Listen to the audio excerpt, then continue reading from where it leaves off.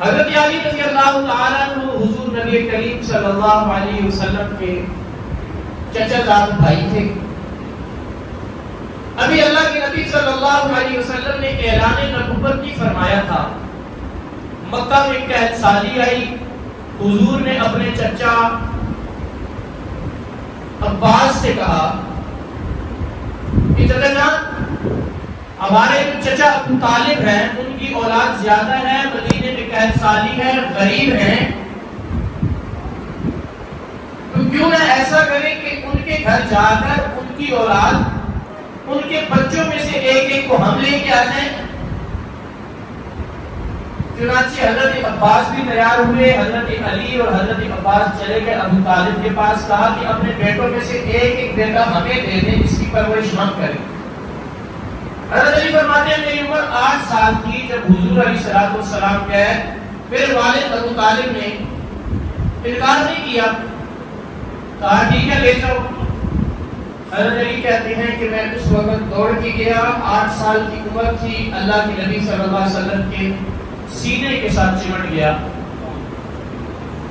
8 سال کی عمر میں حضور کی سینے سے لگے. حضرت علی فرماتے ہیں پھر اللہ نے مجھے یہ مقام دیا کہ میں 8 سال کا تھا تو حضور کے سینے سے لگا، اور جب حضور نبی کریم صلی اللہ علیہ وسلم کا وصال اقدس ہوا اور اللہ کے حبیب صلی اللہ علیہ وسلم کو قبر اطہر میں اتارا تو میں نے اتارا، اس وقت بھی حضور کی سینے سے لگا تھا. یعنی کہ ساری زندگی کے امت کو پیغام دیا کہ علی کا کام یہ ہے اور علی کے غلاموں کا بھی کام یہ ہے کہ ان کی زندگی محمد عربی صلی اللہ علیہ وسلم کے طریقوں کے مطابق گزرے. حضرت علی فرماتے ہیں عمر میری 10 سال ہوئی. اس سے کچھ عرصہ قبل اللہ کے نبی صلی اللہ علیہ وسلم نے جب نبوت کا اعلان کیا تو ایک دن دیکھا میں نے ایک گھاٹی میں حضرت خدیجہ اور حضرت علی نماز پڑھ رہے ہیں. حضرت علی چلے گئے، جا کے پوچھے بھائی جان آپ یہ کیا عبادت کر رہے ہیں، یہ جو سجدے کر رہے ہیں مجھے بڑا اچھا لگا ہے یہ. حضور نے فرمایا اپنے بابا سے پوچھ لینا، میں اللہ کی دین کی بات کرتا ہوں، اللہ نے مجھے نبی بنایا ہے. حضرت علی گئے اپنے والد کے پاس. والد نے کہا میں نے تمہیں محمد رسول محمد عربی کے حوالے کر دیا ہے، اب جیسے وہ مشورہ دیں، جیسے وہ کہیں ویسے کر لو. چنانچہ حضرت علی رضی اللہ عنہ نے کلمہ پڑھا. عمر 10 سال ہوئی. اللہ رب العزت نے نبی کریم صلی اللہ علیہ وسلم کو حکم دیا وَأَنذِرْ عَشِيرَتَكَ الْأَقْرَبِينَ، اے پیغمبر صلی اللہ علیہ وسلم اپنے قریبی رشتہ داروں کو ڈرائیے. آپ علیہ السلام نے دعوت کی اپنے گھر میں اہل قریش کی، اور حضرت علی رضی اللہ تعالیٰ نے فرمایا کہ آپ جاؤ اور یہ مکہ کے جتنے بڑے بڑے سردار ہیں اہل قریش کے، یہ ابو جہل ہے، ابو لہب ہے، عتبہ ہے، شیبہ ہے، اس میں ابو سفیان ہے، یہ ساروں کو بلا کے لے آؤ. حضرت علی کی عمر 10 سال، یہ 10 سال کا مبلغ نکلا. 10 سال کا مبلغ نکلا گھر سے اللہ کی دین کی دعوت دینے کے لیے، اللہ کا پیغام پہنچانے کے لیے. فرماتے ہیں ایک ایک سردار کو میں لے کر حضور کے قدموں میں آ گیا. حضور نبی کریم صلی اللہ علیہ وسلم کے گھر میں دعوت ہوئی، کھانا تناول کیا. کھانا کھانے کے بعد حضور نے دعوت دی اور فرمایا کہ اللہ نے مجھے نبی بنایا، میری مدد و نصرت کرو، میرے ساتھ معاونت کرو اور ایمان لے آؤ. حضرت علی کہتے ہیں کہ سارے خاموش بیٹھے ہیں. حضور نے سب کے چہروں کو دیکھا، حضور پریشان ہو گئے. 10 سال کے حضرت علی فرماتے ہیں میں نے حضور کی پریشانی کو دیکھا. اس پریشانی کے عالم میں جب حضور کو دیکھا تو مجھ سے رہا نہیں کہا. حضرت علی عمر بھی چھوٹی اور قد بھی حضرت علی کا چھوٹا تھا. فرماتے ہیں کہ میں پنجوں کے بل کھڑا ہوا، ہاتھوں کو اٹھایا، گھروں کے پیچھے بیٹھا تھا بچہ نہ چونکے، اور اس وقت اٹھا کے کہا کہ یا رسول اللہ یہ آپ کی بات نہیں مانتے تو نہ مانیں، آپ کا بھائی علی آپ کے ساتھ کھڑا ہوگا، جس موقع پہ آپ بلائیں گے انشاءاللہ آپ کا بھائی آپ کے ساتھ کھڑا ہوگا. یہ 10 سال کی عمر تھی حضرت علی رضی اللہ تعالیٰ عنہ. اور پھر موقع ایسا آیا کہ جہاں ضرورت پڑی دین کو، حضرت علی رضی اللہ تعالیٰ عنہ نے کبھی دریغ نہیں کیا. وہ میدان بدر ہو، وہ میدان احد ہو، وہ میدان خندق ہو، یا پھر وہ میدان خیبر ہو. اور خیبر کا موقع جب آیا تو حضرت علی رضی اللہ تعالیٰ عنہ کی بہادری اور پھر کمال سنیں. آج کل روٹین یہ ہوتی ہے عام طور پہ کہ جو بندہ زیادہ نمازیں پڑھنے والا، تہجد پڑھنے والا، اور جو بندہ ذرا زیادہ متقی پرہیزگار ہوتا ہے مسجد کی طرف زیادہ آنے والا ہوتا ہے کسی صوفی کہتے ہیں. جو صوفی ہوتے ہیں وہ میدان کی طرف جانے کے لیے نہیں ہوتے, وہ کہتے ہیں ہم تو مسجد کے لوگ ہیں بھائی. لیکن حضرت علی عبادت کا عالم یہ کہ ام المومنین سیدہ عائشہ صدیقہ رضی اللہ تعالی عنہا فرماتی ہیں کہ عبادت میں اور چھپیداری میں اور تہجد گزاری میں حضرت علی رضی اللہ تعالی عنہ سے زیادہ بڑھ کے ہم نے یہ دیکھا. عبادت کے عالم, عبادت کے یہ عالم ہے کہ فرماتے ہیں کہ جب میرا دل کرتا ہے کہ میں اللہ سے بات کروں تو میں نماز شروع کر دیتا ہوں, اور جب میرا دل کرتا ہے کہ اللہ مجھ سے باتیں کرے تو میں قرآن پڑھنا شروع کر دیتا ہوں. عبادت کا عالم یہ ہے کہ ایک دفعہ حضرت علی رضی اللہ تعالیٰ عنہ کو آنکھیں اچھا نظر لگی خراب رہتی تھی, تو ایک دفعہ آنکھیں خراب تھی, حکیم نے کہہ دیا, طبیب نے کہہ دیا کہ چند دنوں تک سجدہ نہیں کرنا زمین پہ ورنہ آنکھ دکھ سکتی ہے. حضرت علی نے فرمایا تو نے علاج کرنا ہے تو علاج کر, ورنہ علی سے یہ شرطیں نہ لگا کہ علی اپنے رب کو زمین پہ سجدہ نہ کرے, ایسا نہیں ہو سکتا. حالت یہ ہے کہ تیر جسم پہ لگ جاتا ہے تو صحابہ مشورہ کرتے ہیں کہ حضرت علی کو بڑی تکلیف ہے, جسم سے تیر نکالنا ہے, کیسے نکالیں؟ حضرت عمر مشورہ دیتے ہیں کہ جب علی نماز میں کھڑے ہوں گے نا اس وقت نکال لینا, علی کو پتہ بھی نہیں چلے گا, اس لیے کہ علی کی نماز ایسی ہے.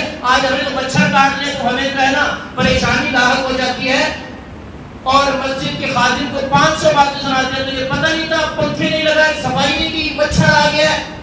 اور علی کو تھے کہ جسم سے تیر نکال دیے, کیا پتہ بھی نہیں چلا کہ حضرت علی کے جسم سے تیر نکالا ہے کہ بال نکالا ہے مکھی سے.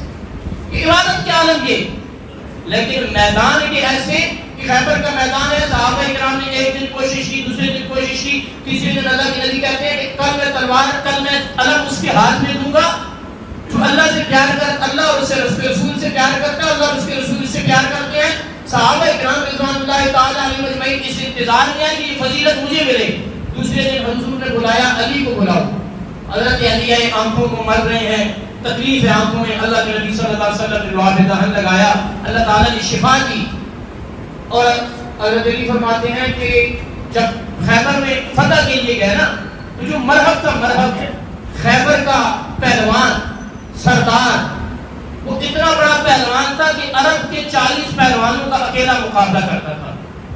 حضرت علی سے کہنے لگا بھتیجے تجھے پتہ ہے تو کس کے مقابلے میں آ گیا؟ میں اتنا بہادر ہوں کہ 40 پہلوانوں کا اکیلا مقابلہ کرتا ہوں.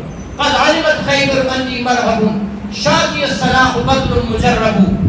حضرت علی رضی اللہ تعالیٰ عنہ کہنے لگے مجھے تیرا نہیں پتا کہ تو کیا ہے, میں اپنے بارے میں جانتا ہوں کہ انا الذی سمتنی امی حیدرا کلیس غابات کریہ المنظرا, کہ میں وہ ہوں کہ میری ماں نے میرا نام حیدر رکھا ہے اور جنگل کی شیر سے زیادہ خطرناک ہوں, اور جب داڑتا ہوں تو پشتے سے پشتے لگا دیتا ہوں. وہ 40 پہلوانوں سے اکیلا مقابلہ کرنے والا حضرت علی شیر خدا کے مقابلے میں آیا, ایک ہی تلوار سے وار کیا, اس کی ڈھال کے 2 ٹکڑے کر کے اس کے جسم کے 2 ٹکڑے کر دیے. بہادری کا عالم یہ, عبادت ایسی, بہادری کا عالم یہ. لیکن عام طور پہ ہوتا یہ ہے کہ جو میدان میں لڑنے والا سپاہی ہوتا ہے اسے عدالتوں سے کوئی واسطہ نہیں ہوتا. لیکن حضرت علی, اللہ کے نبی صلی اللہ علیہ وسلم فرماتے ہیں اقضاہم علی, اس امت کا سب سے بڑا قاضی, اس امت کا چیف جسٹس وہ علی المرتضیٰ رضی اللہ تعالیٰ عنہ ہے. اور حضرات خلفائے راشدین رضی اللہ تعالیٰ عنہ کے دور میں حضرت علی رضی اللہ تعالیٰ عنہ اس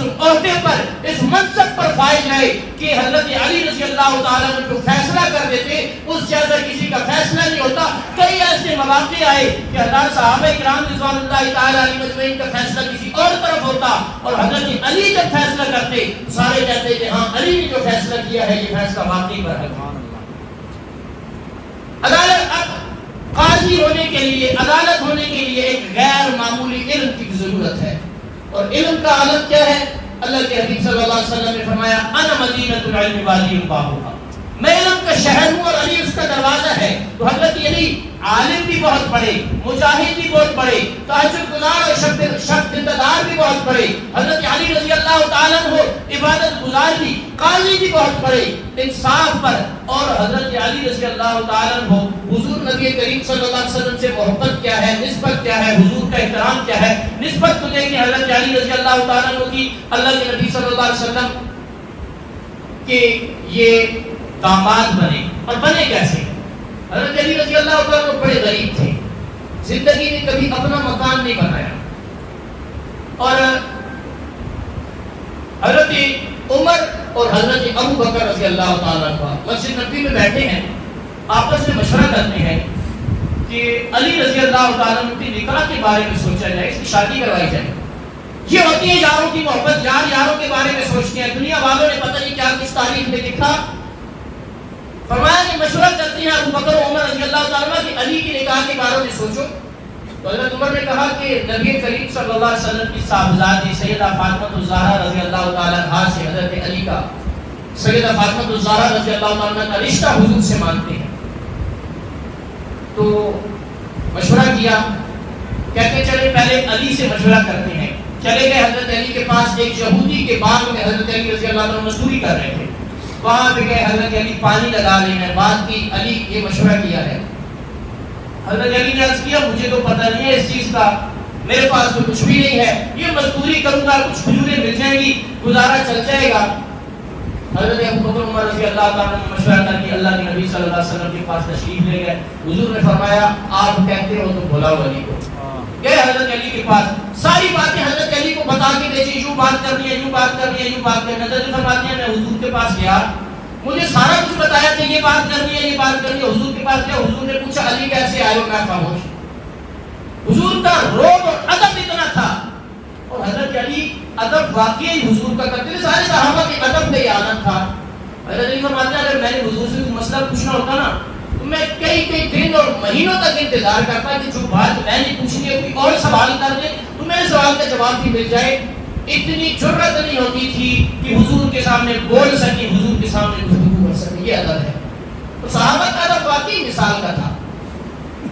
حضرت عبداللہ بن مسعود رضی اللہ عنہ فرماتے ہیں کہ ایک دن نبی کریم صلی اللہ علیہ وسلم منبر پہ تشریف فرما ہوئے, صحابہ کرام تشریف فرما ہیں آپ کے سامنے. حضرت نبی کریم صلی اللہ علیہ وسلم نے پوچھا کہ یہ جو شجرہ طیبہ کہا گیا ہے جس کے ساتھ مومن کی مثال دی گئی, اس سے کون سا درخت مراد ہے؟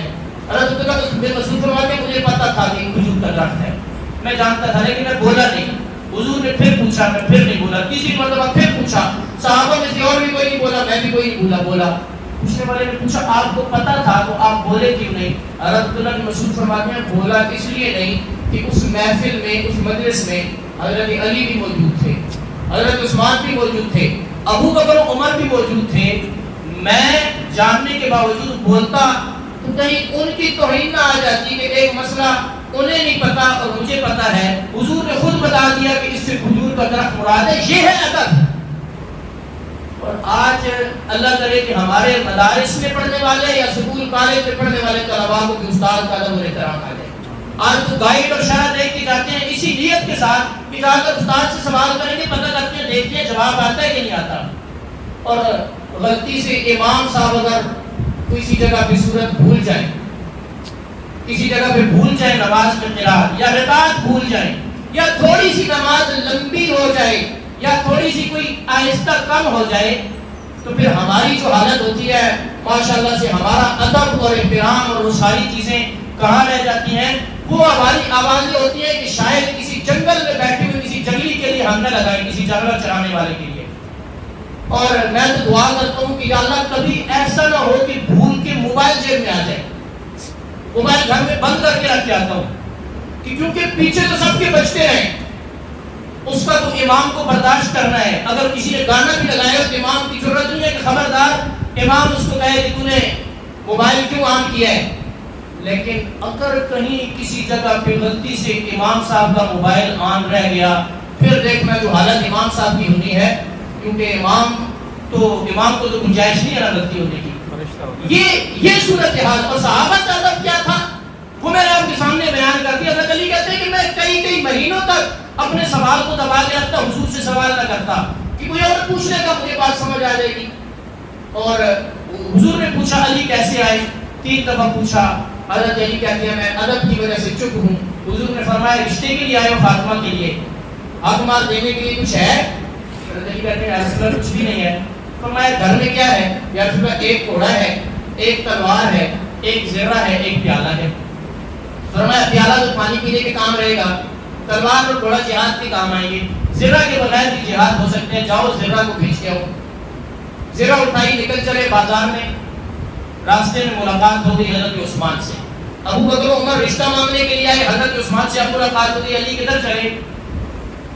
فرمانے لگے کہ حضور کی بیٹی سے رشتہ طے ہو گیا ہے, اب تمہارے دینے کے لیے کچھ نہیں. حضور نے فرمایا ذرا بھیج کے آ جاؤ. حضرت عثمان نے کہا علی مجھے بیچتے ہو؟ کہا بیچتا ہوں. حضرت علی کہتے ہیں مجھے پتا ہے کہ ذرا اتنی قیمتی نہیں تھی, لیکن مجھے پتا تھا کہ جس کو دے رہا ہوں وہ علی کا ہمسلف ہے, نبی کا دوہرا داماد ہے, اور عثمان ہے جسے دنیا غنی کہتی ہے. کہا کہ میں نے اپنی مرضی سے قیمت مانگی. حضرت عثمان نے وہ سارے دراہم گر کے حضرت علی کے ہاتھ میں دیے, اور ہاتھ میں دینے کے بعد فرمایا کہ علی بیچ دی ذرا. جی عثمان بیچ دی. فرمایا کہ تجھے قیمت مل گئی؟ جی مل گئی. اچھا یہ شادی ہو رہی ہے آپ کی اللہ کی نبی سے, تو یہ ذرا میری طرف سے شادی کا تحفہ رکھو. وہ ذرا بھی واپس کر دی. آئے حضور کی خدمت میں, یا رسول اللہ عثمان نے یوں کیا. حضور نبی کریم صلی اللہ علیہ وسلم یوں اٹھاتے ان دراہم کو ایک ہاتھ میں اور دوسرے ہاتھ میں لے کے جاتے اور کہتے اللہم بارک فی مال عثمان, اللہم بارک فی حیات عثمان, اللہم بارک فی عمر عثمان. حضرت عثمان رضی اللہ عنہ کو دعائیں دے رہے ہیں اس مال سے. پھر بھیجا کس کو؟ حضرت بلال اور حضرت ابو بکر صدیق کو بھیجا, جاؤ میری بیٹی کے لیے جہیز کا سامان خرید کے لاؤ. یہ محبتیں حضرت علی کی خلفائے راشدین کے ساتھ اور خلفائے راشدین کے حضرت علی کے ساتھ. اور پھر حضرت سیدہ فاطمہ الزہرا رضی اللہ تعالیٰ عنہا سے جب حضرت علی کا نکاح ہوا تو حضرت علی رضی اللہ تعالیٰ کی حالت یہ تھی کہ گھر اپنا نہیں تھا, کسی دوسرے کے گھر میں رخصتی ہوئی. اللہ کے نبی صلی اللہ علیہ وسلم نے مال و دولت نہیں دیکھا, تقویٰ دیکھا. آج ہمارے یہاں ہوتا ہی ہے نا, بیٹی کی شادی کرتے وقت کوئی نہیں دیکھتے کہ نوجوان کی دینی تربیت کیسی ہے, دینی اعتبار سے کیسا ہے, مسلکی اعتبار سے کیسا ہے, مذہبی اعتبار سے کوئی راکسی ہو بھلے پھر بھی پیسے والا ہے, یہ دیکھ کے کر دیتے ہیں. پھر کہتے ہیں استاد جی تو تویز دے ہوا کہ ساڑا داماد چڑھا رہا, وہ بڑی بچی سے بڑا ظلم کر رہا. صرف دولت کو دیکھ کر ہم یہ معاملات کرتے ہیں, لیکن حضور نے نہیں دیکھا. علی کا اپنا گھر بھی نہیں ہے, لیکن تقویٰ دیکھا علی کا, علی کا دین دیکھا, اپنی بیٹی حضرت علی کے حوالے کرتے. اور حضرت علی رضی اللہ تعالیٰ کے حوالے جب سیدہ فاطمہ الزہرا رضی اللہ تعالیٰ عنہا کو کیا, وہ کرائے کے مکان پہ رخصتی ہوئی, اپنا ذاتی مکان بھی نہیں تھا, وہاں پہ رخصتی ہوئی. پھر وہی سیدہ فاطمہ الزہرا رضی اللہ تعالیٰ عنہا گھر کے سارے کام کرتی تھی.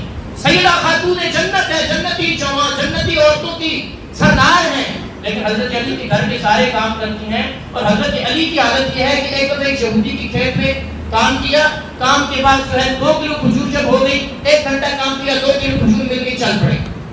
تو وہ کہنے لگا کہ علی اور کچھ محنت کر لوں کچھ اور مل جائے گا. تو حضرت علی فرمانے لگے 2 کلو مل گئی, 1 کلو علی کے گھرانے کے لیے کافی, 1 کلو مدینہ کے غریبوں کے لیے کافی. یہ ہے سیرت علی. 1 کلو مدینہ کے. وہ کہنے لگا کہ جائز مال کمانے میں کوئی حرج نہیں ہے, یہ مشورے دینے والی بھی ہوتی ہے نا. حضرت علی نے فرمایا کہ مال جو کمایا جاتا ہے وہ 2 قسم کا ہوتا ہے, ناجائز ہو تو عذاب ہوگا, جائز ہو تو حساب ہوگا. علی چاہتا ہے کہ نہ حساب ہو نہ عذاب ہو. یہ حضرت علی کا جملہ تھا. پر تفصیلات کا وقت نہیں ہے, وقت زیادہ ہو رہا ہے. حضرت علی رضی اللہ تعالیٰ کی سیرت و کردار کو دیکھا جائے تو اس طرح حضرت علی رضی اللہ تعالیٰ کی ساری زندگی اللہ کے نبی صلی اللہ علیہ وسلم کی خدمت میں, اللہ کے نبی صلی اللہ علیہ وسلم کی محبت میں اور اطاعت میں گزری. اور ساری زندگی حضرت علی رضی اللہ عنہ کی عبادت میں, تہجد گزاری میں, قرآن پڑھنے میں, جہاد کرنے میں, اللہ کے نبی صلی اللہ علیہ وسلم کی دین کو پھیلانے میں, دین کی تبلیغ کرنے میں اور دینداری میں گزری. اور محبت علی کا تقاضا بھی یہ ہے کہ ہم بھی نمازی بن جائیں, ہم بھی قرآن پڑھنے والے بن جائیں, ہم بھی نبی کی سنت پر عمل کرنے والے بن جائیں, ہم بھی اپنی زندگیوں کو سیدنا علی مرتضیٰ رضی اللہ تعالیٰ کی طرح ڈھال دیں اور صرف زبان سے کہتے رہیں, علی علی کی بات زبان سے کرتے رہیں, لیکن دل میں نہ عشق رسول ہے نہ خوف خدا ہے, دل کے اندر نہ جو ہے نبی کی سنت ہے, نبی کا طریقہ ہے, تو یہ ساری زندگی ضائع ہو جائے گی. علی کی زندگی سمجھنے کے لیے ضروری یہ ہے کہ حضرت علی رضی اللہ عنہ کی ساری سیرت پر عمل کیا جائے. عقیدہ, ایمان, اعمال, ساری چیزیں حضرت علی رضی اللہ عنہ کی طرح ہو تو انشاءاللہ العزیز دنیا میں بھی کامیابی اور آخرت میں بھی. جس طرح حضرت علی نے شہادت کے وقت نعرہ لگایا فزت ورب الکعبہ, اللہ کی قسم میں کامیاب ہو گیا, انشاءاللہ العزیز جو حضرت علی کی سیرت و کردار پہ چلے گا, ان سے محبت رکھے گا, اس کا بھی دنیا سے جاتے وقت یہی زبان پہ ہوگا فزت ورب الکعبہ. اللہ رب العزت سے دعا ہے کہ مکی کی سمجھ اس پر عمل پیرا ہونے کی توفیق عطا فرمائے. واخر دعوانا